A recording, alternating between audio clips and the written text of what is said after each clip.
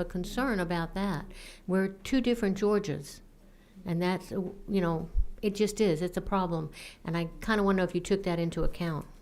I share that similar rural district that you have as well, maybe not quite as, but I understand those concerns. I would say that still you would have a higher quality contractor that would look to do business with your local counties and political subdivisions, I would think. I understand that you may not have as many there at that time, but as far as a contractor under this process, and I'm sure that the subject matter expert could go into this a little bit more, but what I foresee is that with the particulars that the county would have to lay out with the job, you'll have an increased market because those architects, engineers, they would be able to know exactly what that county's looking for, and that it would actually save the local governments in the long run. So I think this attracts a better quality contractor to all over the state. That is our intent.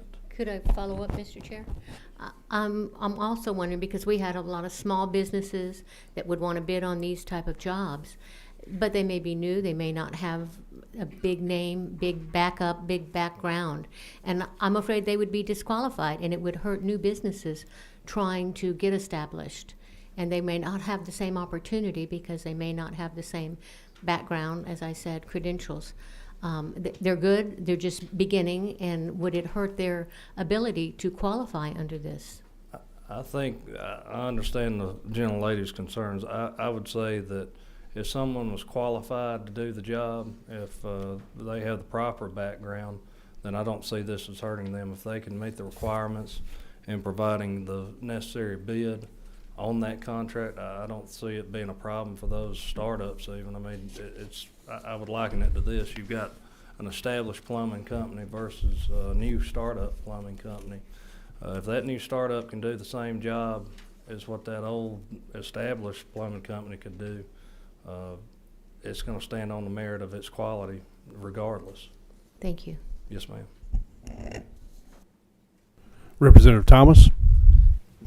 Thank you, and thank you for bringing this bill. I don't work in the government arena. I work in private industry, but I actually did a startup engineering firm and didn't have the qualifications of everybody else, and we found that it was a barrier to get in to be able to do in the industrial world. But of course, every good small business, we do what good small business does, and you start off with small jobs and you build up that resume so eventually that you'll have it.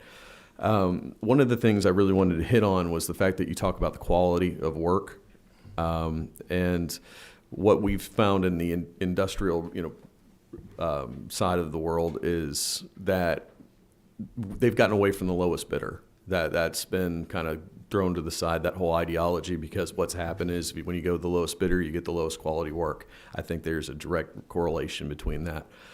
So typically what we found ourselves to be is the one that has the qualifications, but also isn't typically the lowest bidder. So I think that this bill really does bring that ideology to the public sector as well, that this private sector has been doing for quite a while. So not really a question so much, but just a comment on the bill. Thank you. Thank you. Representative Burnell.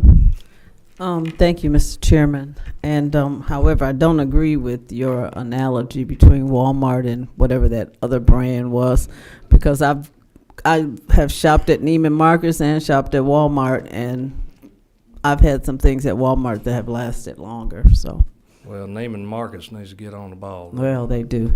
I don't even know where the nearest Neiman Marcus You is. don't? To where It's I right live, there right? on Peachtree. But anyway, one of the things that you said, made in your comment when you were talking about the process, was that a company would know what they needed. And so I often wonder, especially if it was one of those larger companies, and they have a really good salesman, so that person comes in and sells, but they don't necessarily have the quality of workers. And so I'm concerned because of the fact that a lot of our companies don't have enough employees. And so they may come and say they can do a job, but not necessarily. And then you have a smaller firm that has some really quality workers, but they may not be given a chance because they can't sell themselves the same way. So how would this affect them? Hi, Christy Torello, ACC Georgia. We represent the Trade Association for Engineers. We don't believe that this would disqualify smaller firms. In fact, that we believe that this helps smaller firms get into the arena, because what you have a lot of times is larger firms, they underbid because they can afford to undercut all of their competitors, which is why they're getting those contracts. So this actually promotes a diversity of firms and small firms, in allowing them to get into the playing field, because when you have cost and you have those economies of scale, you can undercut those smaller firms. So we believe that it actually helps those firms, and we represent roughly 240 engineering firms throughout the state, and 80% of our engineering firms are fewer than 60 people, so they identify as small firms, and they are very supportive of this. Okay, thank you. Representative Williams. Thank you, Mr. Chairman. So I guess I am having similar concerns similar to those of Chairman Taylor, and I was wondering, can you walk us through the process for a business getting qualified? So you would do an RFQ, a request for qualifications, not a request for quote. That would be cost. But the local government would do the RFQ, and they define what the Q in qualifications means. So if they wanted to score heavily something that was local, like you guys are in Cobb County, and we're going to put a heavy weight on your proximity to the project, because that actually reduces costs for us because we don't have to reimburse you for so much. That would be helpful, but the local government would create the qualifications, and they would submit that for a solicitation. They would have that advertised period, and then after that advertised period, they would rank all of the highly qualified firms, generally 1 through 5. And then they would start price negotiations with the highest ranked firm. And if the local government is not satisfied with the price that firm came up with, they terminate in a very formal way, and then they can go to the second highest ranked firm. Well, that wasn't exact. Thank you. But my question was more as, what does a business? Tell me what a business has to do to become qualified. What's that process? Generally, they have contracts that they can show for previous work. If they're a startup firm, they may have to have, letters of recommendation if they have absolutely no experience. But this sets limits. The bill has limits. So if you wanted to do some smaller projects and you wanted to just get in on the ground level with some of these local governments, you could create a relationship with them and say, hey, we could do some sidewalk repairs. I'm qualified to do this. I've studied this before. Just give me a chance. And then the local government could say that, sure, let's do that, because that would be under the limit, and that would be under the limit for competitive selection. Well, and just one more question. So what happens if you're in a community where there are, one or fewer qualified companies? I mean, what impact is that going to have? I mean, can you foresee that happening? We've been talking about small rural communities, and I'm wondering what would happen if there were no qualified companies. So there are plenty of instances where a lot of local governments are not getting any responses to their RFPs, but that's primarily because they're asking for cost, and those cost proposals kind of scare firms away because it takes so much work at the front end for them to create these cost proposals, particularly because they want to come up with something accurate, even if they're utilizing low bid and they're trying to undercut their competitors. So that's primarily what we're saying with some of the smaller local governments that aren't getting any responses. But as far as companies maybe not in your district, you may have to solicit a little more aggressively for other areas. Chairman LaHood? So kind of a follow-up to Representative Williams' question, and you may have answered it, but I just want to clarify. So did I hear you say that each local government would set the criteria, the quality criteria that they're going to, judge these subcontractors on? Yep.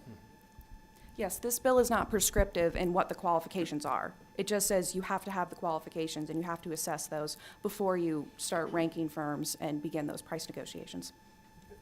And if I just may add one thing as an addendum there, that creates a lot of transparency for your local citizens, because a lot of times, especially out in rural areas, it's hard to figure out what the criteria were for this bid when they set it out there.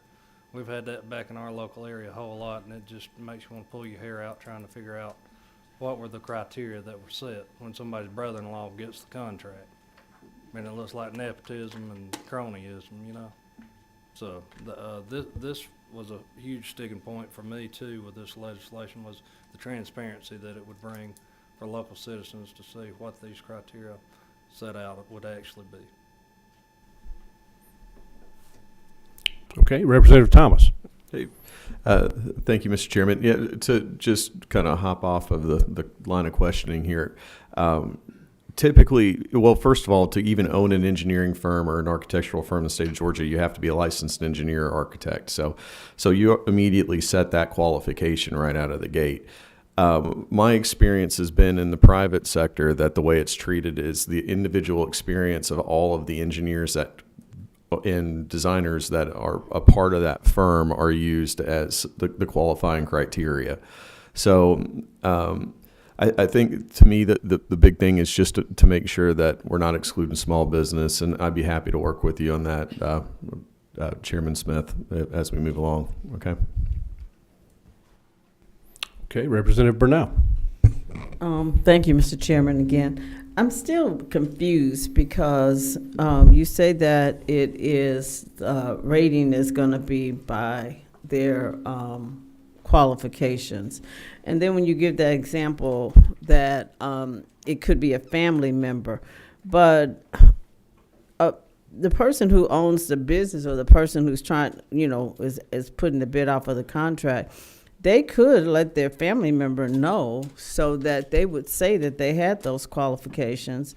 And then we come to the same problem where when it comes to price, then they will have a lower price and then end up with the contract. So how do you all see this not happening? I would think, Representative Bernal, that that is an issue that has confronted government and accountability for many, many years. And so trying to eliminate all opportunity for that to go on, I don't know that there's a piece of legislation that we could do that without absolutely prohibiting. I mean, I could foresee a hypothetical of where somebody's family member would have that. Hopefully that local official would refrain from that vote or any part of that discussion if they knew that they had a family member that was the most qualified under these criteria set forth by the local government.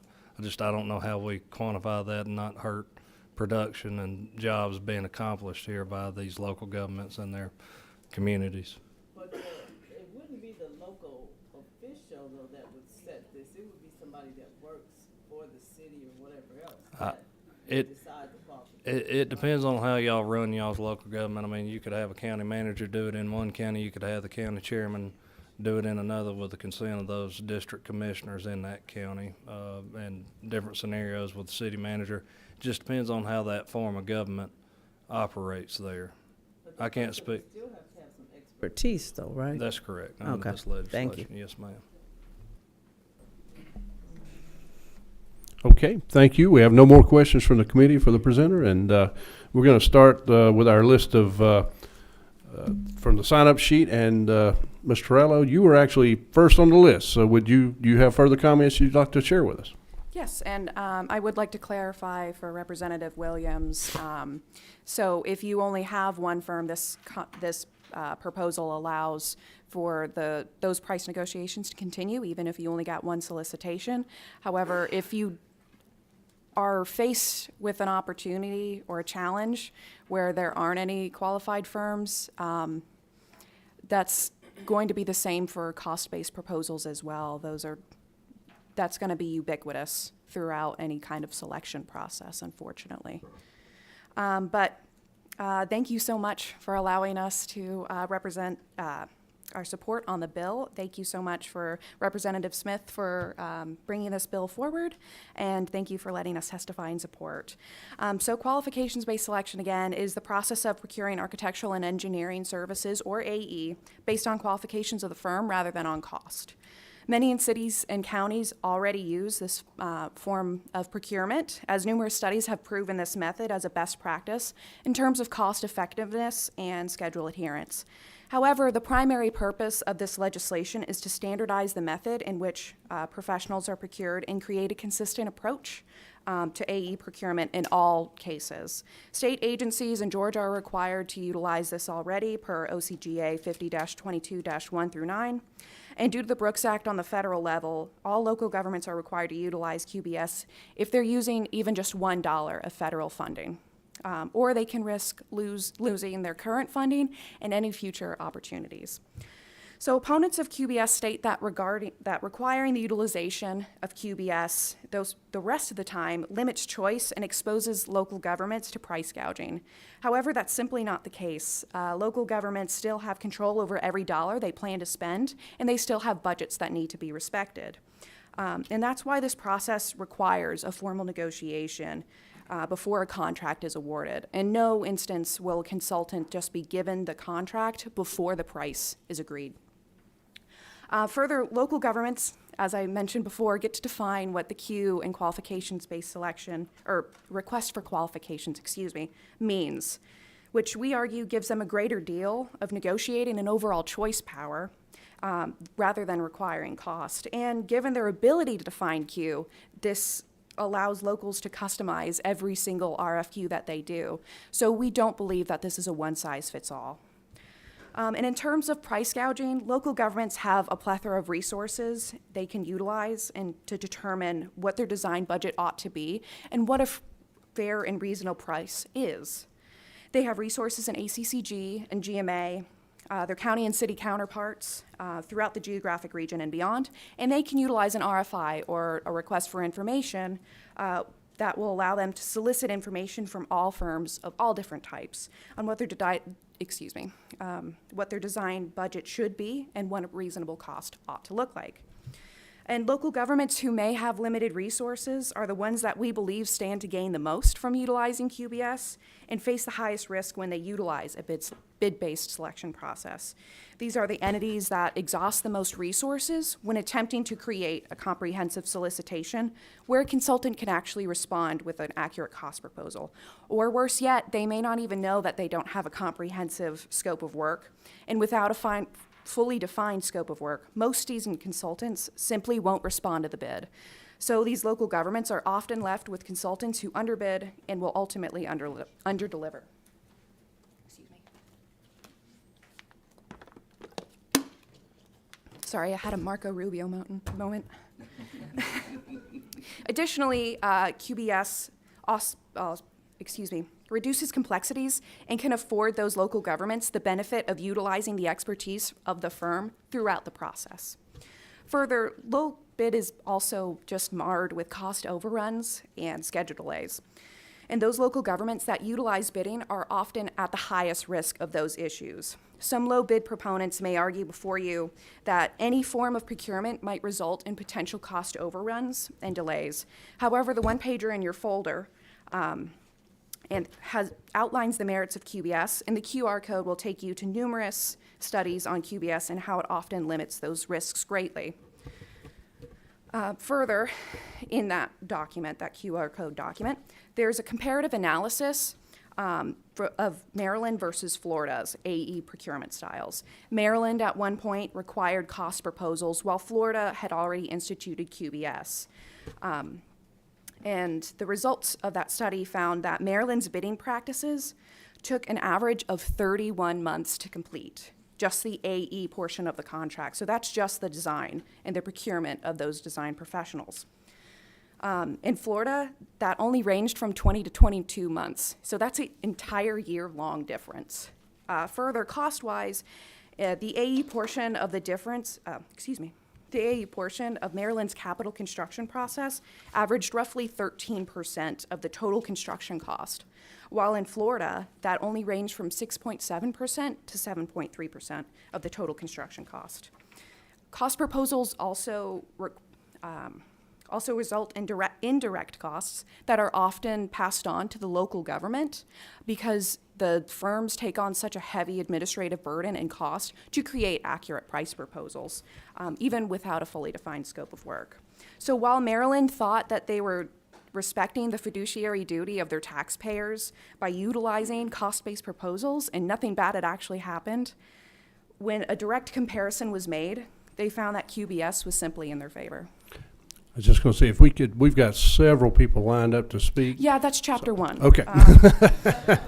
So if we can kind of skip to the summary, that'd be great. Yep. Thank you. So I'd like to close with this. Cost-based proposals are simply not an efficient or effective way to procure high-quality design services. And as Kay Henderson, the former Florida Department of Transportation Secretary, once quipped in the memo that's provided in your folder, once price is mentioned, it becomes a dominant and controlling factor throughout the remainder of the process: selection, design, construction, etc. Price suffocates decision-making and contract compliance. This old adage is true: you only get what you pay for.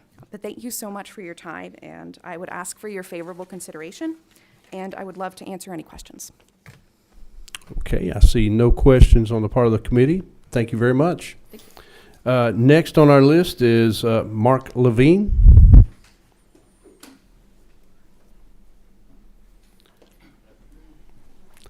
And I will ask the rest of the, been a little lax. I should have done this ahead of time, but we're getting later in the day, and we still have a couple of bills for the election subcommittee to hear. So if we can just kind of stick to the main talking points and proceed. Thank you, sir. My best. What she said. Good afternoon, everybody. Mr. Chairman, thank you. My name is Mark Levine. I'm a principal and the Atlanta office leader for LS3P. We're the largest architectural practice based in the Southeast. I've been practicing as an architect since 1988 and as a Georgia licensed architect proudly since 2007. Recently served as director at large on AIA's National Board of Directors and president of AIA Georgia, American Institute of Architects Georgia, a society in 2014, always advocating in favor of qualification-based selection. Architecture is a professional design service. Our licensure protects the health, safety, and welfare of the built environment. We do this through rigorous training, leading to licensure and continuing education during our practice. Owners have choices when it comes to how they comparatively evaluate and ultimately select design professionals. Although professional fees are a valid factor in that consideration, architectural services are simply not a commodity. They are complex and require a high level of specialized skill. As such, the track record and the qualifications of the firm and its professionals are much more meaningful metrics than merely the lowest fee. As you've heard, in 1972, Congress adopted the Brooks Act, requiring the use of QBS process by federal agencies for the procurement of architecture and engineering services. And the goal is that public clients work with the most qualified firms at a fair and reasonable cost. Today, QBS is being used by federal agencies, 46 state governments, and many local governments, governmental entities throughout the United States. Many states, including Georgia, and municipalities have realized the benefits of this method of procurement and employ this process in the selection of professional services. A recent survey from Dodge Data and Analytics cited the following facts in support of QBS. Owners who procure design professionals based on qualifications have better success in managing a loosely designed scope versus committing architects and engineers to fees without an understanding of the full level of effort required to execute the project properly. Owners who procure design professionals based on qualifications have better ability to adhere to a project budget without sacrificing scope. or quality. The same applies to schedule adherence. Owners who procure design professionals based on qualifications see less errors and omissions, again quality, during the construction phase, resulting in less change orders. And finally, as buildings and related projects become more and more complex, a firm's expertise becomes even more essential to effectively addressing these challenges. Ultimately, QBS helps owners assure that they select a firm that is best suited in executing their project, best understanding the nuances of a project's program, albeit simple or complex, and knows the questions to ask in the process of design, assuring that a design is most responsive to meet their needs. And at the end of the day, the resulting total cost of a project that employs QBS procurement is oftentimes less than those using a fee-based procurement. Municipal and county governments have a fiduciary responsibility to their taxpayers to make responsible investments and spend dollars wisely. This includes tax dollars that are used to secure a quality project, not one that is hamstrung by poor procurement processes, and QBS is a vehicle that helps public officials meet this responsibility. Finally, as I close out, I have another analogy for you, and I ask that you ponder the following. So, as I mentioned, we offer professional services not unlike that solicited by your doctor or your attorney. We look after the health, safety, and welfare of our communities as applied to the built environment in our communities. So my question is this: if you are soliciting a doctor for a needed surgery, would you shop professional fees seeking the lowest price, or would you seek out the most qualified professional? No one chooses their surgeon based on price. So why would you want to choose a professional services provider like an architect or engineer in that way as well? Thank you for your time. Thank you, sir. I see no questions. Thank you. Next, Mr. Mark Woodall.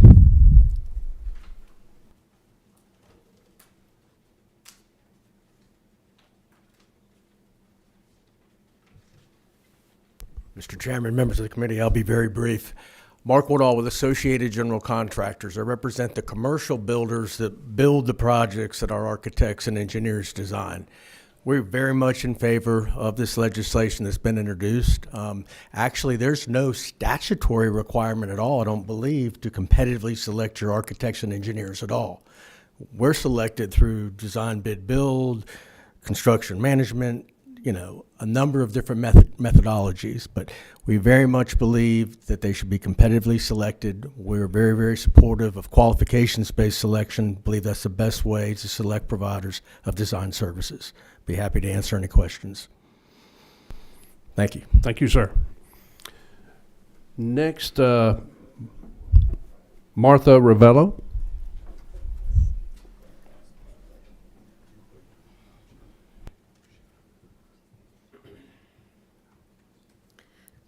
Good afternoon. My name is Martha Ravello, and I'm with ACCG.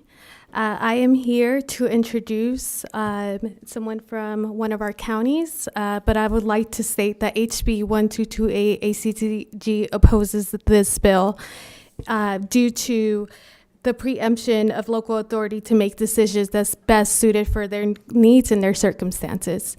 So now I'd like to introduce Hedbergers, the Chief Procurement Officer with Fayette County, who will speak on more on the concerns. Good afternoon. Mr. Chairman, honorable members of the subcommittee, thank you for this opportunity to speak with you today. In respect for your time, I will highlight the most important issues that we have with 1228. And for your information, I am also the chairman of the Legislative Committee of the Governmental Procurement Association of Georgia. The first issue is local governing bodies' loss of discretion. Local government discretion in selecting architects, engineers, or other professional service contractors is a long-standing legal concept, as was just mentioned, which it goes back many decades. Qualifications-based selection, or QBS, is a tool that counties can use for procuring professional services at their discretion, except when federal money is used, as was heard. And there is no apparent reason to make it their only tool. In fact, our county has used the traditional RFP process for the last decade that I've been in the job, and it's been used quite effectively. Number two, the concept of fair and reasonable fees. House Bill 1228 would require us to select firms based on their technical merit without knowing price, as has been said, and then we would negotiate a fair and reasonable fee. I believe that both parties to the contract want these fair and reasonable fees. However, it can be difficult, especially for the smaller counties, to know what is fair and reasonable for a given project at a given point in time. And this is especially in today's economic environment with its quick changes. One of the best tools that counties have for determining a fair and reasonable fee is to compare the offered prices of the various firms who submit proposals. House Bill 1228 would prohibit counties from seeing any proposed fee except from the firms they're negotiating with. This puts the local government at a disadvantage in the negotiations. They would no longer have sufficient information to understand the current market conditions for the local area. Then number three, use of state level laws for local level administration. There are considerable differences in the quantity, size, and complexity between a state level project and a typical local project. The process provided in Title 50 for state level acquisition of professional services works well for state level projects. However, to require all local governments to use it for, in essence, most of their professional services needs would increase the administrative complexity they face with, maybe proven benefits or maybe without proven benefits. And especially smaller Georgia counties, we especially feel the impact. They're just not going to have excess resources to absorb these additional administrative works. And I just want to point out a line 40. If a business already has a contract, they're able to add new projects without competing, which could potentially hinder the opportunity for new or smaller businesses seeking to expand. So I just wanted to make sure that you were aware of that. Again, another thing that was noted by an expert, without really knowing what the market price is and not knowing what other firms could charge, how local governments do not have, a lot of them, especially in our rural communities, they don't have the expertise of developing an estimated price beforehand. So I also want to note that as a potential harm to our rural communities and smaller local governments. Thank you. Thank you. Next on the list is Mr. Jim Thornton.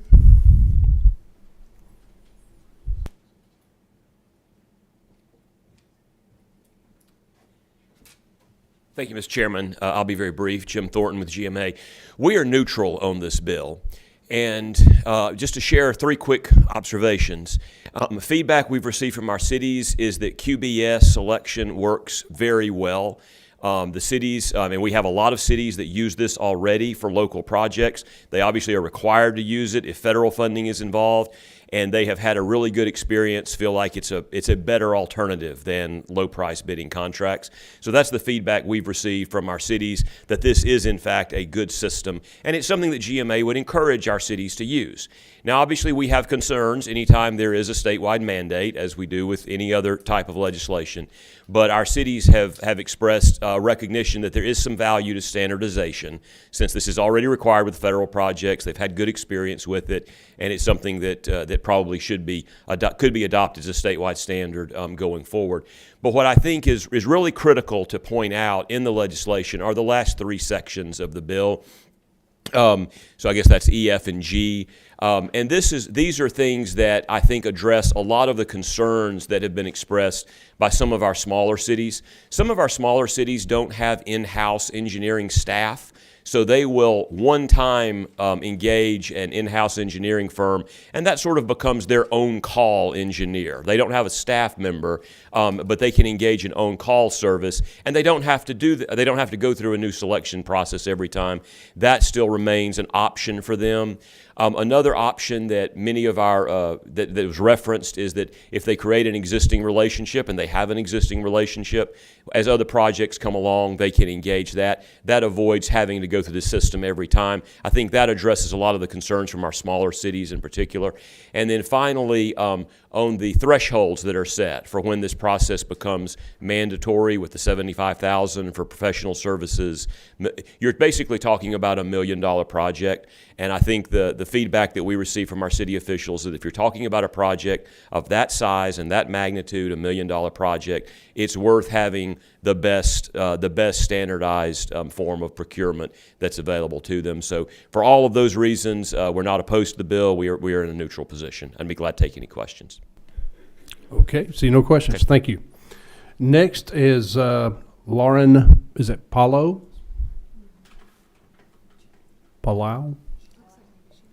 Maybe she's not here. Okay. Then Darrell Rochester.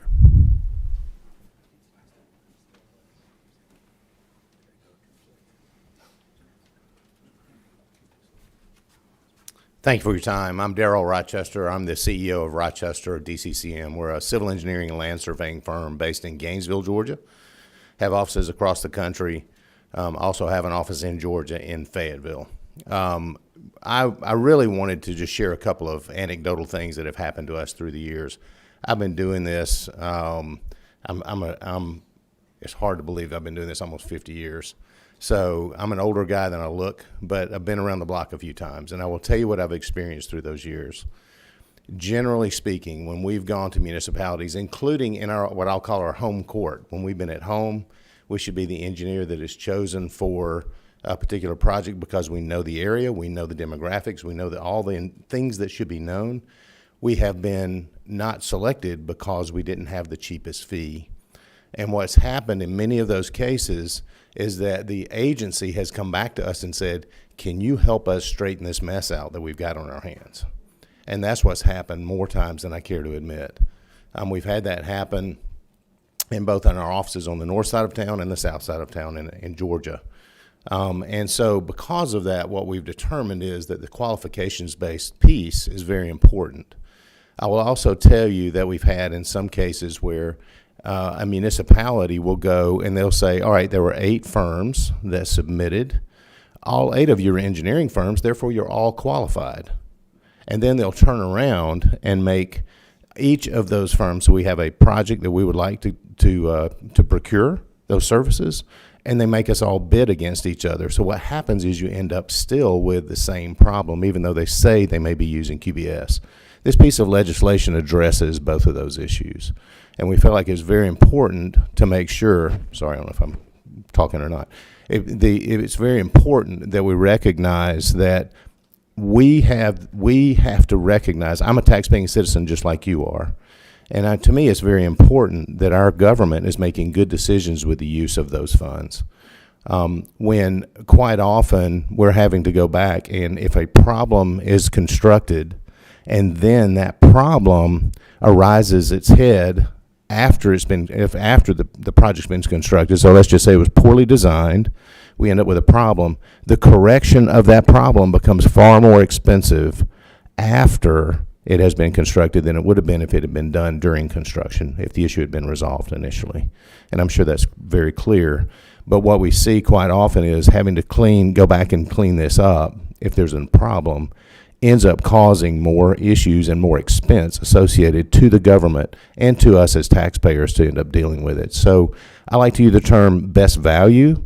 What that means basically is we're trying to say, let's make sure that what we're doing is procuring someone who's going to know how to do it well.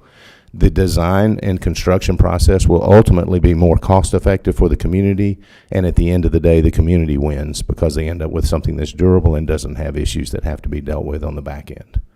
That's what I had for you today. If there's anything I can answer question-wise, I'll be happy to do that. Okay, we have no questions on the part of the committee. Thank you. Thank you. Thank you very much. I think we've been through everybody that's signed up to speak. I don't think is there anyone else that we've missed. I see no hands at this point. The author had to go to another meeting, so we will, this bill will be eligible to be heard in full committee tomorrow. And with that, I will adjourn this meeting. We're going to take about a 5-minute recess and reconvene as the election subcommittee for those that sit on that committee and proceed from there. Thank you.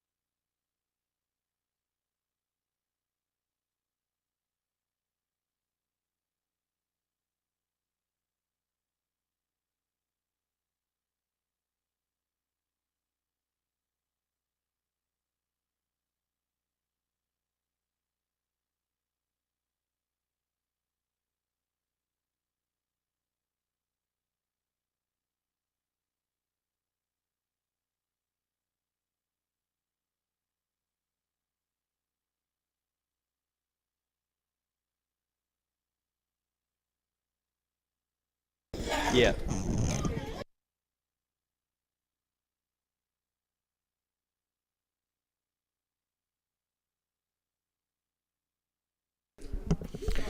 All right, good evening, everybody. This is the Governmental Affairs Subcommittee on Elections, and our subcommittee chair, Rob Leverett, is not able to be with us. He's held up in another committee, so I'll preside over this one.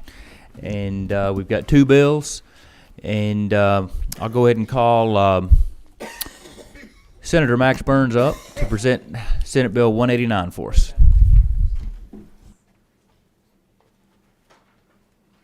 Thank you, Mr. Chairman. I appreciate the committee and the opportunity to share SB 189. It's a straightforward bill. It won't take long to review it. If you have copies in your folders, you'll realize it does one very simple thing.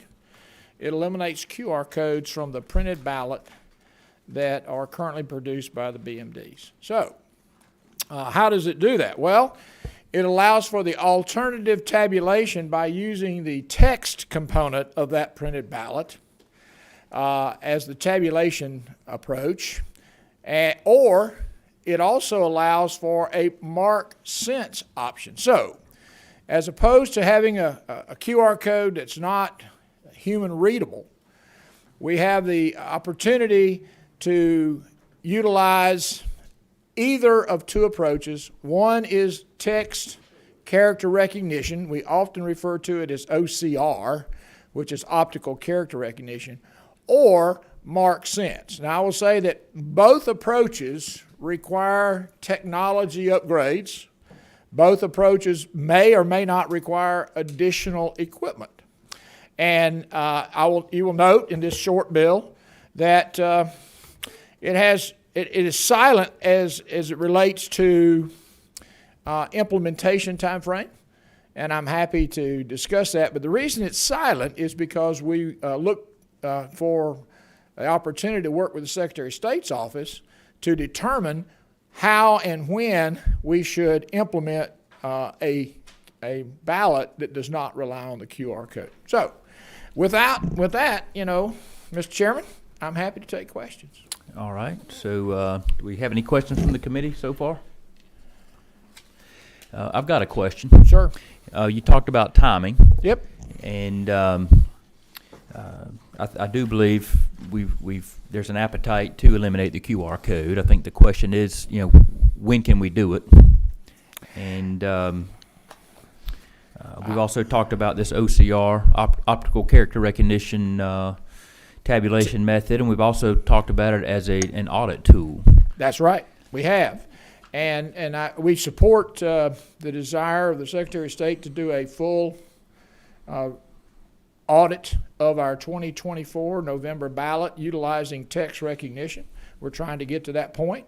I would say that the best thing I can say about that pilot project that we've been discussing with them is that it would validate two things. First of all, it would validate the fact that the ballot images that are produced by the current system are full and complete, and they would be available to the public for them to review and scrutinize. But more importantly, it would be the input to the recognition, the character recognition component of that pilot program. So it validates both the fact that we have the image of the ballot available, and it indicates that ballot image is readable, and then it validates the fact that we can read that ballot and we can read the text on that ballot without the benefit of a QR code. So I think it's a worthy opportunity for us to pursue, but it is a precursor to moving from a verification approach to a tabulation approach. Right. So it's an incremental step. It is.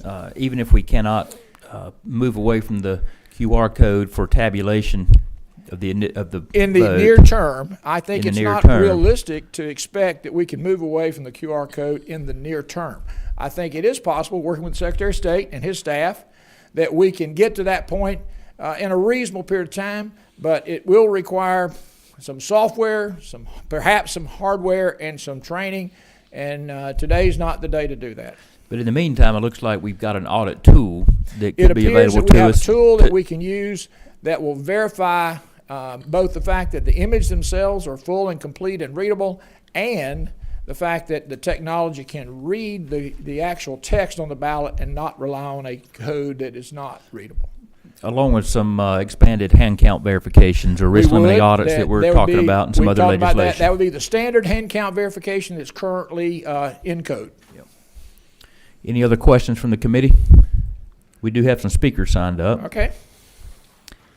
I don't see any more. Well, I do have a question. Questions? Number 6, Representative Bazemore. Thank you, Mr. Chairman. Just a quick question. I don't know if I heard, what is the time frame on this change? We're going to have to work with the Secretary of State's office on that. The only thing I can tell you is the technology is being proven at this time. We're trying to prove the technology, and that we would hope to use that technology in a verification audit in November of 24, again, with cooperation and support of the Secretary of State, and then move toward implementing this as a tabulation tool at a subsequent election cycle. So not 24, but a subsequent election cycle. So you're aiming for 24, is that my understanding? I'm aiming for a verification, November. A verification audit in November of 24. Again, this is not in SB 189. This is actually at the request of the Secretary of State's office. They brought this to both the committees and the chairman, and we've been supportive of that. This bill would take effect at a point in time that would likely, it would not likely, it would be beyond the 24 cycle. It would so it'd be the 25 or 26, hopefully 25, but we've got to work that out with the Secretary of State's office. Okay. They're the ones from an implementation perspective. Once we choose the technology, actually once they choose the technology, then we've got to go through the physical implementation of that technology. It will likely require perhaps new tabulation equipment. And if we go to a marked sense approach, it would require a full-face ballot, which is an option as well. And I will tell you, we're getting to the point now where multiple vendors are developing the capability to do this type of tabulation and verification, and not rely on a QR code. So follow up, Mr. Chairman. All right, one more quick one. Actually answer my question, because I thought you wanted to implement this in the 2024 election, which I would say that that's not a reasonable expectation. Right, that's what I was thinking. Thank you. No, while we all might want to see that happen quickly, I don't see that as a reasonable expectation. and the other part of my comment was, you said more equipment down the road. How much are we looking at? We've got to wait and see what is recommended. Okay. And what the technology is available, but I would suggest that if we use it depends, and everything does, but the reality is current equipment could be utilized for the verification audit. Perhaps we would need different equipment if we went to tabulation. But you see a financial impact eventually. We would have to get a financial impact to move forward. Okay, thank you. All right. Chairman Deloach, did you have a question? You passed? All right. We do have some speakers. Good. Thank you. So we'll let them come up. We'll happy start to with Mr. Victor Tripp.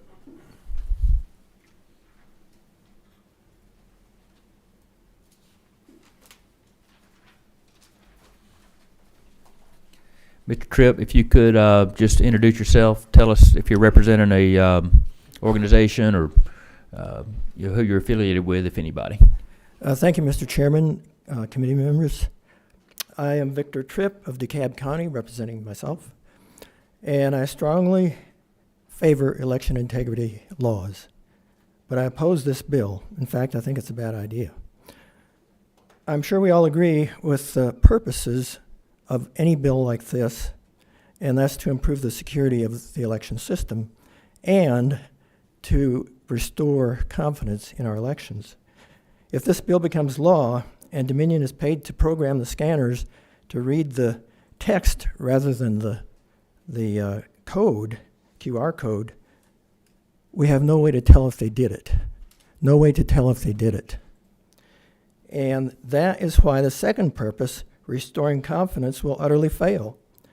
In fact, it may look like a cover-up and further erode confidence. And there's another problem. The QR code is not the only opaque part of the process. The machine count is not trusted either.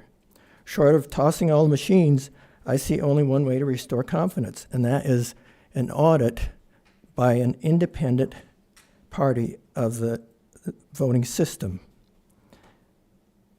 And that can be accomplished in with two different steps, two different changes of the code. First, get rid of the QR code so that we know that what's written on the ballot is the voter's intent.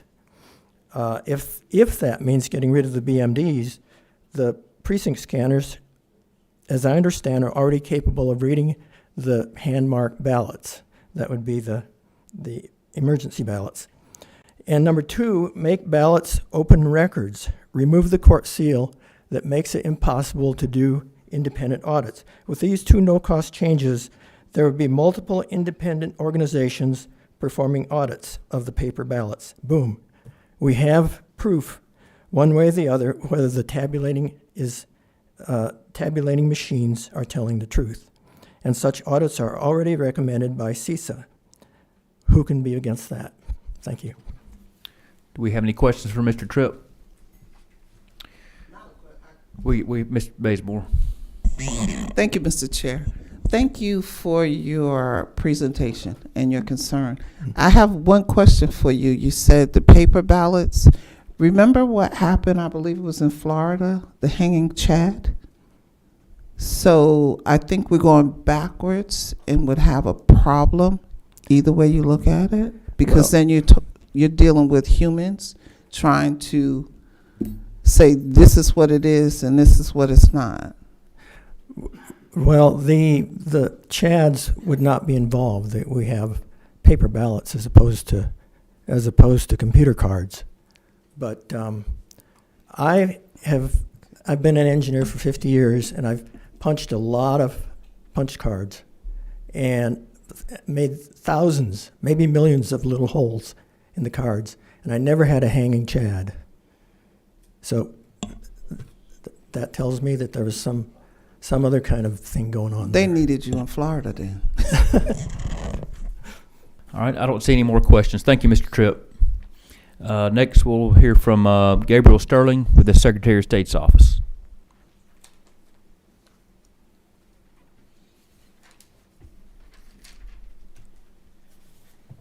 Thank you, Mr. Chair, members of the committee. It's QR code discussion time again, I suppose. And while we have an understanding that there are individuals in our state who lack faith in QR codes, one of the things we need to understand, and I want to thank Senator Chairman Burns for talking to our office about ways to get some of the things done he's trying to get done, even though in many ways we feel like this is a solution in search of an issue in real life. Now, we know there are people who believe problems exist. That happened. They were lied to. We know that. We know that the ballots matched the QR codes in the 2020 election because we did a full hand retally that was off by 0.1053% of the total number of ballots cast and 0.0099% in the margin. This is the stuff that we know. We had 3 bidders in the original contracting for this. All 3 of them used either a barcode or a QR code because that was technology available at the time. This bill is written, obviously, to the main point, I think we've had discussions. There has to be a date certain beyond 2024. It is physically impossible to make this change for the 2024 election. And there are advantages to using the summary ballot. And the summary ballot is what we have now. We have single cards for the most part, which means 1 ballot per voter. If we go to a different set that would either mirror the existing absentee ballot, which the senator referred to as a full face ballot, we would have multiple cards more than likely. Or we would have, especially in places like Gwinnett, where there's a second language, it has to happen, which makes it much more difficult, raises costs for counties. The system we have now works very well. The specific tool he was talking about, the auditing tool, our office was investigating, and we are very thankful to the House for putting the $5 million in to both develop and deploy that by the general election of 2024. Obviously, the Senate has yet to put the $5 million in. They have asked our office to agree to several conditions, of which we have agreed to all of them.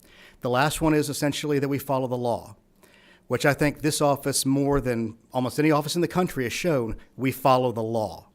We follow the procurement law. We follow the laws on any kind of self-dealing because it's illegal. It doesn't happen. It's not real. And to be asked to sign off on something like that is insulting to the office and to the voters of Georgia who overwhelmingly put Secretary Raffensperger back in his office in 2022 with the highest margin of anybody. So yes, I personally took some umbrage to it, and I'm not afraid to say that. And it's unfortunate we have to play politics when we're talking about voter confidence. So we look forward to the senator's body putting the $5 million in, as we have requested, because that is the best way to get to a point where we can audit these things using OCR. Understand, too, when tabulation or review for the audits in these cases, it's an optical scanner reading black dots on a piece of paper. It is all ones and zeros. If you use the summary ballot, it's looking at the QR code. If you use OCR, the optical character recognition is using ones and zeros to determine what that is. And then if you're using the hand-marked paper, it's using a coordinate-based mapping based on the tick marks on the side and based on a QR code or barcode in the corner to decide what kind of ballot style it is. Technology is a part of every single one of these tabulations and audits. The only time it's not part of an audit is on the human readable portion, which we use for the risk limiting audits that Chairman LaHood, you have a bill to expand those, which we have been asking for every session. We appreciate you. We are continually looking forward to working with you on that. A couple of changes on here. We want to have, first of all, a date certain, which would be sometime past 2024, likely general election of 2026. Then also in rule right now, under the State Election Board rule, there's a section that has good language on the use of the readable text being what we need to see and has the controlling effort in the audit and if there's a discrepancy in tabulation. It's on section J of 183.115-.02 under the definition of a vote. It's subsection J. If in reviewing an optical scan ballot marked by an electronic ballot marker in accordance with OCGA 21-2-495 or 21-2-498, a discrepancy is found between the voter's choice indicated by the printed text on the ballot and the result tabulated by the ballot scanner, the printed text shall control and be counted. Nothing herein shall be deemed to disallow the use of ballot scanners' tabulation of ballots. If we codified this rule, I think we would achieve some other positive results with voters and voter confidence. So the other thing we need to have in here is contingent upon appropriation. To the chairman's point earlier, all of these things will require dollars. If we don't have the dollars, we can't do the changes. So that's kind of where we stand on this bill. We understand the rationale behind it in some parts. But again, we have a very good system. And I've gone around the country and I've had experts say, if everybody voted like Georgia votes, we would all be better off.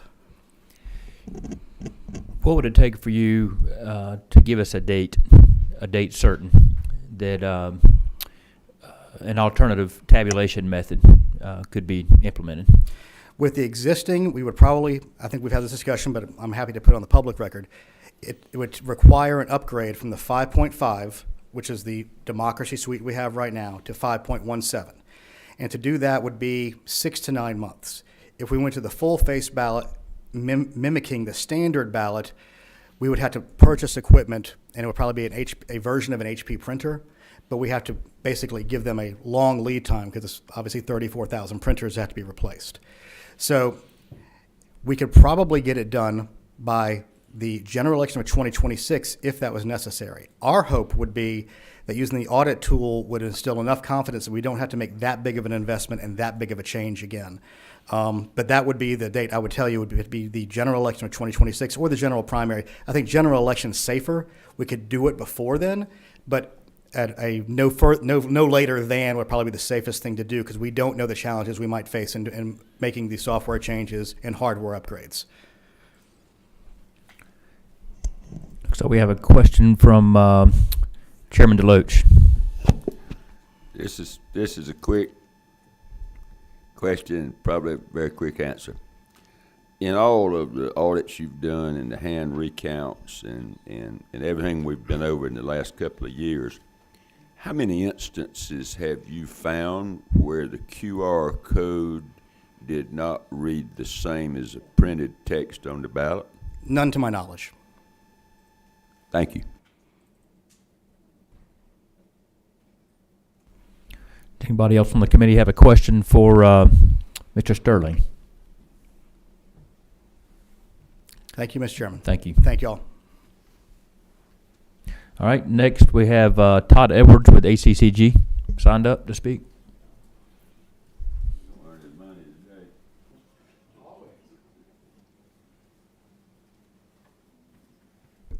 Good day, Mr. Chairman, members of the committee. Again, I'm Todd Edwards with the Association of County Commissioners of Georgia.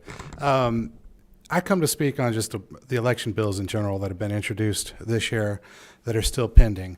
I think it's on all of our best interest to ensure election integrity in the state of Georgia.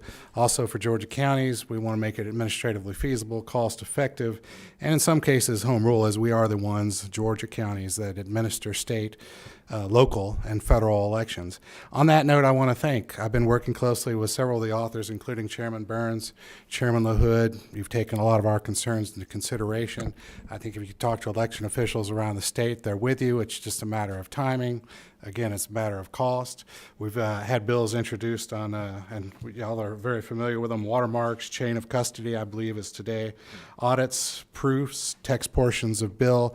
It can be a bit overwhelming if considered all at once. When y'all sit down, if you're to merge these into one bill or look at time considerations, I would just urge that you keep those in mind, and I've had this discussion with you going forward. I appreciate particularly the timing, possibly being extended for the legislation we're speaking on right now, and your consideration in those other areas. I think to answer an earlier question, to some groups that I hear, they won't be satisfied until you have all hand-marked paper ballots and all hand-read paper ballots, and that would be incredibly time-consuming. And given the fact that, I don't know, 15% of folks might fill out the ballots wrong, that leads human subjectivity trying to interpret what the voter's intent was.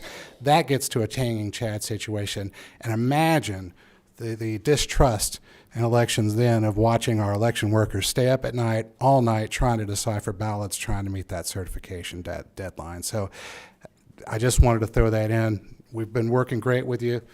Please keep this in mind as we come to the closing days of session and not overloading the election officials' plates, particularly prior to the next general election. Appreciate your comments. Do we have any questions for Mr. Edwards? I don't see any. Next we have Mr. Garland Favorito.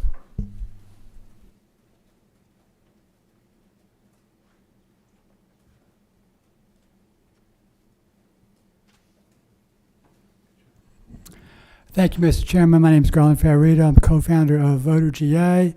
We'd like to think we've led the election integrity movement here in Georgia for 17 years. We generally support the elimination of the QR code for tabulation and this bill. I explained back to the Secretary of State before he was ever Secretary of State the problems with QR codes back all the way in November of 2018. $150 million later, the United States District Court found that the system is in violation of 2 Georgia statutes. That was back in 2020. I agree with Mr. Tripp. He's made some really good points, but I won't go into those. There is an implication that this system, if you hear it, is that we're talking about having to patch the system. And there is no evidence that was introduced in the Curling v. Raffensperger case that Dominion has any type of a patch that is going to resolve all of the security issues that Dr. Halderman and others have uncovered. I heard a couple of things about the audit. The 2020 audit matched the original election results. Governor Kemp's 36-point study proves that that's not true. At least in Fulton County, the original audit results never were close to matching the original results. And not one person from the Secretary of State's office, including Mr. Sterling, would testify under oath that, in fact, the original 2020 audit matched the original results. In regards to the 2022 election, Mr. Sterling mentioned, with Brad Raffensperger, I mentioned to you last time we were here that we still have an election challenge on that race. He was polling 18 to 39%, and then the machines miraculously gave him 51% the very next day on the election. We still have not been to court on that.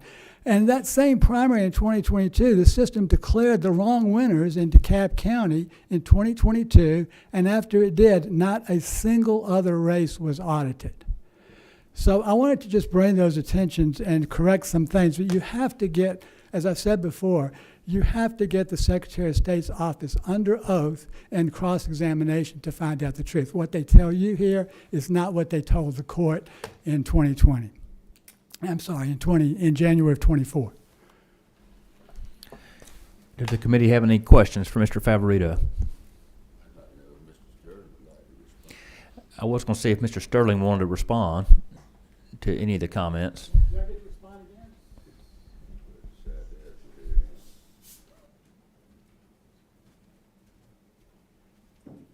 I appreciate the opportunity. Mr. Favorito is as a plaintiff in several cases against Secretary of State's office, and he has been a passionate advocate for his point of view for a very long time. Even when we first introduced the DREs, I talked to Secretary Cox, who mentioned that he had been around at that time. I understand there are people who have strong beliefs in this. And I did say under oath that we had a 0.1053% difference and a 0.0099% difference in the aggregate. There's a basic misunderstanding of what auditors are supposed to do. They are not supposed to recreate the election. They are supposed to see if the computers counted essentially the same. And some of the other issues with hand-marked paper and things like that, if you look at the Minnesota race in 2008, they could not seat a senator until July, because they couldn't get to the outcome of the election because of the differences of even a small less than 1% of hand-marked paper. We are a close partisan state now. That's just the reality of it. If we move to things that lead to more subjectivity and more human interaction, we are going to have more ambiguous outcomes and more lawsuits and more people having less faith in the outcome of the elections. The system we have right now works very well. It operates well. He is right that that Judge Totenberg did say that she felt like we were in violation, but she's a federal judge. She has no say over state law. This has been taken to court in Georgia, I believe, as well, and we're operating within the bounds of the law. Every computer is looking at ones and zeros of black marks on a white piece of paper. Everything can be programmed differently. The specific issue in DeKalb County was a human error of programming on a series of situations that will likely never happen again. DeKalb County screwed up on their reapportionment, which because of COVID got pushed backwards. We had to add 5 precincts they forgot to add. The easiest thing for us to do is add another election project to that. In the meantime, one of the candidates withdrew. So there had been 4 candidates, it went to 3 candidates. The machine was looking for 4 candidates and it counted wrong. It's like if you have an Excel spreadsheet with a formula on it and you get rid of a column, all of a sudden that formula no longer works. So that's what happened there, but the ballots they used, they rescanned, they got the right answer, they looked at the human readable portion, they knew it was correct, the system worked, and it had backups, which is why they were able to come to a winner, and it did not go to, it was found to be a legal election. The same thing happened with human programming errors in Northampton, Pennsylvania. There are human beings who are always going to make mistakes. We have systems and processes to catch them on the front end and on the back end. Our current system, we test beforehand. We have parallel monitoring we're going to be doing this time, which is when you test the machines during the election, and we have audits after the fact, both the risk limiting audit and hopefully the Senate can see fit to put $5 million in for our audit tool that the House has had the wisdom to put in, and we can have that in place. We will have a safe, fair, and secure election if we have the tools available to do it, and we will continue to do that and be a leader in the United States on that front. Any questions for Mr. Sterling? Well, I can give you 2 minutes to respond. And I'll yield. Okay.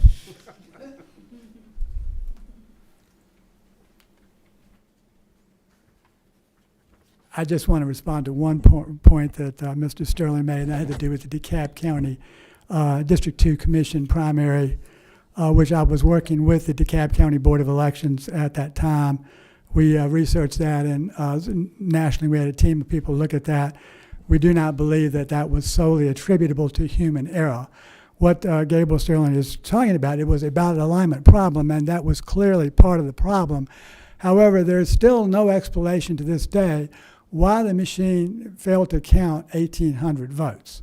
And counting failures are consistent throughout this system. There's another complaint that was filed that showed that we had a QR code rejection problem in 65 of 67 counties. That same problem caused the Tennessee Secretary of State to recommend discontinuing use of the Dominion 5.5 system in the state of Tennessee. It was already been rejected in the state of Texas as being unsecure, and the people in this state do not trust this system, and you cannot patch it and expect that the problems are just going to go away and people are going to trust the system. We have a really serious problem that Secretary of State's office is not willing to recognize. Thank you. All right, that's all the speakers we have signed up on this bill. Does the committee have any more comments or questions? Yeah, this is a hearing only. Just didn't want to make that clear. And it sounds like the sponsor is offered to work on the bill when he gets some clear direction from the Secretary of State on timeline and other things like that. So look forward to continuing to work on this with you, Senator Burns. All right. Next, we'll move on to House Bill 17, and this one ought to go fairly quick. We've heard this bill a couple of times in committee last year. We actually passed it out twice, and I know it was worked on some, and some of the stakeholders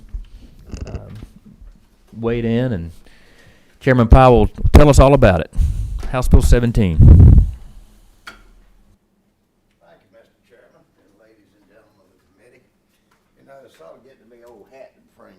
Forward to you. This is House Bill 17. This bill passed out of the House 3 years ago and was waiting on the docket over in the Senate as sine die rang in. Last year we passed it out, went to the Rules Committee, and it's still hanging around. Bringing it back to you today. You know, after the 2016 elections and after the 2020 elections and all the hoopla that happened, with so much mistrust and whatever we might think had happened at that time. You know, there was a lot of moving parts. We passed 202, of course, as a major revamp. One of the things that we learned in each of those years, and not just the distrust, but to me, one of the things I learned was that you take all of the counties in Georgia. Every county is different. There was no uniformity in the way anything was done, which is what led to the distrust. You might go into rural Georgia, a lot of distrust for the metro area. The metro area looked at rural Georgia probably in the same light. And one of the things that we've tried to do on election reform was to try to put some uniformity about the way things are handled. This is a very simple, non-technical bill. This doesn't deal with the Dominion machines, it doesn't deal with technology, it doesn't deal with anything but the human equation. That if you're going to have an election, there needs to be a chain of custody when it comes to the ballots and such like this. This thing came as an idea from a lady from up in northeast Georgia. Actually, Chairman Leverett and myself, we belong to this lady, and I didn't know what was being said. She kept talking about chain of custody, and I had lost sight of what she was talking about until I finally listened one day. She was giving a program on it, and I said, you know, this absolutely makes sense. So if you'll look at this bill, it's probably easier for me to tell you what this does, but there'd be rules formulated about a chain of custody, basically a sign-in sheet. It would entail on secure boxes that the ballots along the process and the different types of ballots would be placed in a lock box per se, and with a sign-in sheet, so that you know who is getting in and out of these different boxes along the way. If you look in section 1, that was some cleanup language the committee put in there. That language on lines 33, 34, just some cleanup language. Section 2 is where you get into the drop boxes. This deals when the drop boxes are in use on lines 53 down to 55. This basically says that in the case of the drop boxes, when they're not in use, that they'll be able to seal that over so nobody's dropping ballots into those boxes. and you get into the meats of this thing, when you get on line 78 through 82, deals with the chain of custody.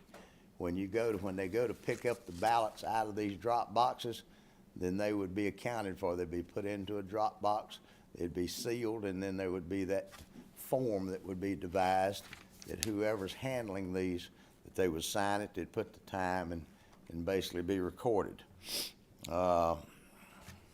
To prevent tampering without somebody knowing if they wanted to check back. Section 3 deals with the absentee ballots.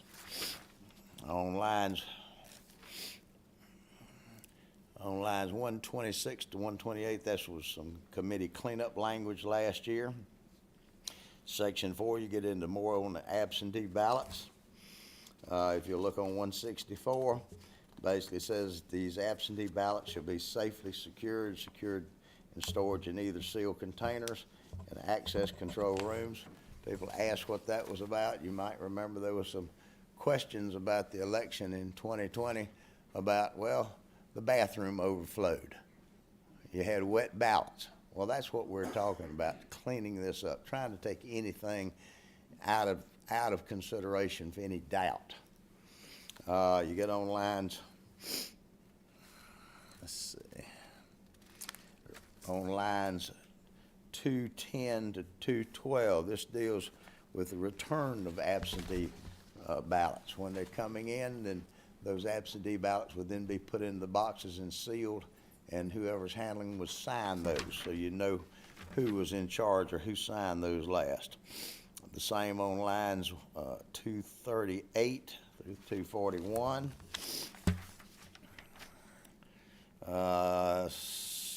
Scanned ballots on lines 290 to 294. When they're scanning the ballots, once scanned, they would be put in those same boxes, sealed with a chain of custody, whoever's handling them, that would then sign it also.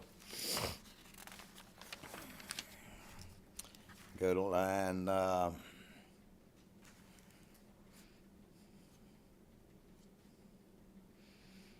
339 to 341. This would be where the bags or boxes from the drop boxes for absentees. We're handling this all through the process anytime there's a ballot that has been marked. Opening of the absentee ballots is on lines 349 to 351.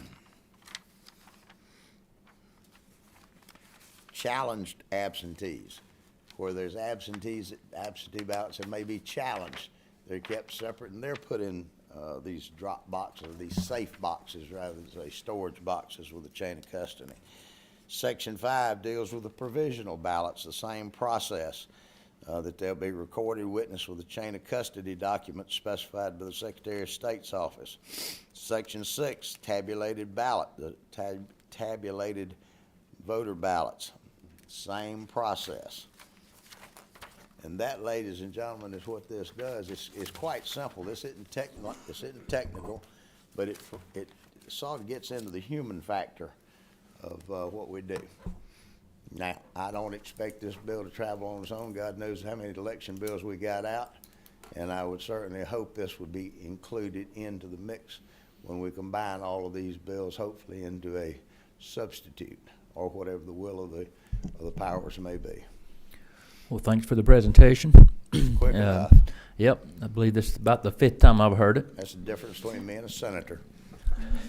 Oh. I do have one question. He's already left. Yep. Have you talked to any local or election superintendents, heard any feedback from them on their ability to implement this? We heard feedback from them 3 years ago. They thought the world was coming to an end. We cleaned up a lot of the language at that time. They were afraid that they were going to have to be counting individual sheafs of paper. I mean, if you could find an excuse, they could find one. And then we came back, well, we changed that in the bill 3 years ago, cleaned it up, went to the Senate. Then last year it's basically the same bill. It's been cleaned up, and since then we haven't heard anything. People ask me questions about, the cost of this. You know, you can go to Home Depot or any hardware store, you can buy these heavy-duty, tough boxes with sealed tops. You can buy them all day long for $8 a piece, you know. And you're basically asking them to sign and date, who was in the box Is last. a chain of custody that on all the different processes where there's ballots involved, that they go into that lockbox so they're safe, so that if a commode overruns upstairs, it don't flow down on them, and then there's all that suspicion and doubt that may be, that there's a chain of custody form that's attached.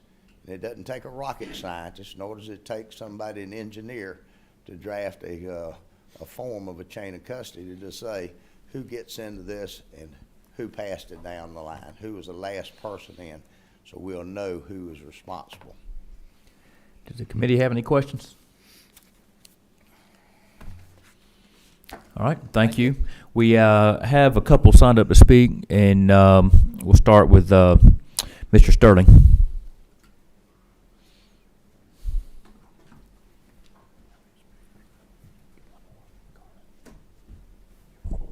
Thank you again, Mr. Chairman. This bill essentially codifies some of the best practices done by well-run counties.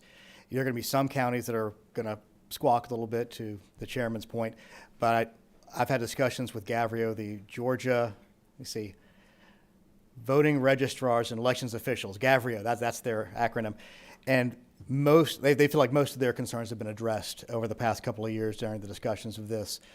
There will be some costs that essentially the state will pick up, because right now the state is paying for all the seals for all the counties right now. I think we spend well over $100 and some odd $1,000 a year on this. This will add a marginal amount, a few thousand extra, that we would love to be funded on, but we can find some ways sometimes. But to the chairman's point, these kind of boxes, they're pretty easy to get a hold of. They have the lockdown seals on them. The one thing I want to make sure is, I can guarantee one thing. We pass this bill, people are going to forget to sign the sheet right. They're going to do things wrong. And what I don't want to do is have people say, we got to throw out all those ballots, because that's not how this works. A clerk making a mistake doesn't do that. But for the most part, this is going to help, I believe, to the chairman's intent, is people feeling better about how this is done. And the good part is this is now going to be about 5% of our ballots instead of 25 or 50% we saw in 2020. So we are supportive of this kind of bill for codifying the best practices of the best counties. Thank you. Any questions? May I ask one totally Yep. unrelated? Go ahead, Chairman Deloach. Permissible. You mentioned these county election superintendents, and I guess you referenced their organization. There's been, I think, a lot of interest from them in looking at a requirement that came out of SB 202 that for statewide general elections, they're required to have one machine in each precinct for each 250 electors. And I've had a number of them contact me about either eliminating that altogether or giving some consideration for early and absentee voting. And we've got precincts in, for instance, on St. Simon's Island where as high as 70% vote early. So have you had any conversation with them about that or heard anything from them? I've had innumerable conversations with them about that. At this point, with the voting behavior changes we've seen in Georgia, where essentially, on average, 60 to 65% of our voters have already cast their votes by Election Day, the one for 250 becomes onerous, adds costs, and adds risk. So if we could find a way to either eliminate it altogether or at least take into account the fact that, hundreds or thousands of individuals have already voted in those precincts, I think it would be great for the counties. It would be less wear and tear on the equipment and wouldn't require as much drayage, or in some counties, as many prisoners to move these things, or in some counties, they could move to a smaller location and save money. Giving the counties flexibilities, because they're the ones who run it and they're the ones that have to pay for all these things, we think would be a better thing to do altogether. Maybe there needs to be a floor, but we have to take into account the fact that we have essentially 70% of the voters have already voted by Election Day. And I think it'd be good for Georgians and good for the counties. Of course, we understand we only do that in statewide general elections and everything else they have. Would you be willing to put that in an email and send it to me, the remarks you just made about having heard from a number of them and why you think that might be a good thing to do? Absolutely, sir. Thank you very much. Thank you, Mr. Chairman.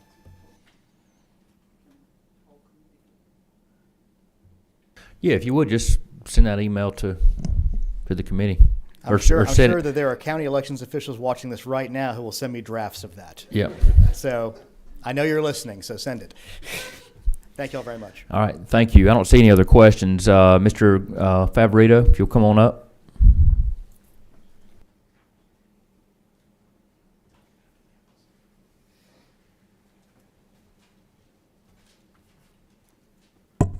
I'm just thrilled to be on the same side of the issue with Mr. Sterling on this one.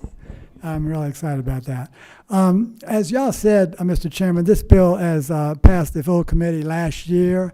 Actually, the content actually passed the full House 2 years ago as Senate Bill 89 and almost passed, just barely didn't quite make it through sine die. One thing I'm not sure if Chairman Powell mentioned, this is a constituent-driven bill, as he alluded to. You don't see too many of those down here. It will improve the chain of custody for the 2024 election, so that's really, really important.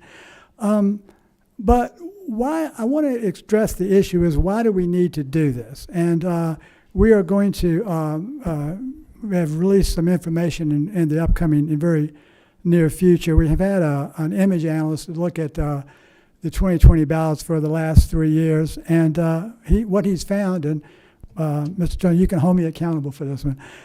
There were 1,000 double-copied ballots out of Chatham County included in the results in 2020, 8,000 double-scanned statewide, and 4,000 of those came out of Fulton County. So this bill will help prevent that type of problem in the future, and that is why it's really, really important.